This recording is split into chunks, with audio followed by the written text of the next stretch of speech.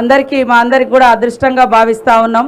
ముఖ్యంగా మేమిద్దరము, నేను మరి సీఎం రేవంత్ రెడ్డి గారు అనేక సందర్భాలలో ఎమ్మెల్యేగా ఉన్నప్పుడు, వారు ఎంపీగా ఉన్నప్పుడు, పిసిసి ప్రెసిడెంట్గా హాస్య జోడో ఈ రాష్ట్రంలో ఎన్నికల ముందు వారు చేపట్టినటువంటి యాత్ర కూడా సమ్మక్క సారలమ్మ సన్నిధి నుంచే చేపట్టడం జరిగింది.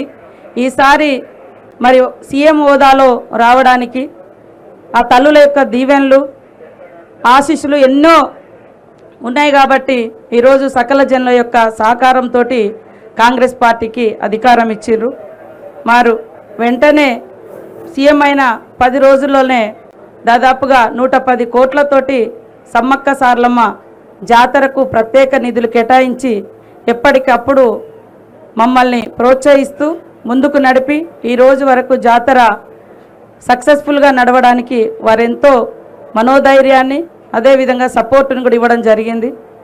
మరి ఎలాంటి అడావుడి లేకుండా అధికారికంగామైనటువంటి అడావుడి మేము ఎప్పుడు చేయలేదు. ఈ వారం రోజుల నుంచి మీరు చూస్తున్నారు. నేను మీ అందరితో కోఆర్డినేషన్ చేసుకొని ఇక్కడటువంటి మా కలెక్టర్ గారు, ఎస్పీ గారు, ఇతర జిల్లా యంత్రాంగం అంతా కూడా కష్టపడ్డారు. అదేవిధంగా రాష్ట్ర స్థాయి అధికారులు కూడా ఎప్పటికప్పుడు వారికి ఉన్నటువంటి అధికార యంత్రాంగాన్ని అప్రమత్తం చేసి ఈ స్థాయిలో సక్సెస్ చేసినందుకు అందరికీ ధన్యవాదాలు తెలియజేస్తూ, మరి తల్లుల యొక్క దీవెనతో ప్రజా సంక్షేమ ఇందిరమ్మ రాజ్యాన్ని వారి ఆధ్వర్యంలో, సీఎం రేవంత్ రెడ్డి గారి ఆధ్వర్యంలో కాంగ్రెస్ ప్రభుత్వం ఎల్లకాలం ప్రజలకు అందుబాటులో ఉండి పనిచేసే విధంగా మంచి ఆరోగ్యాన్ని, మంచి ఆలోచనతో ముందుకు నడిచే విధంగా ప్రజలందరూ సంక్షేమంగా ఉండే విధంగా దీవెనలు ఇవ్వాలని, మరి బ్లెస్సింగ్స్ ఇవ్వాలని ఆ దేవుళ్ళను కోరుకోవడం జరిగింది.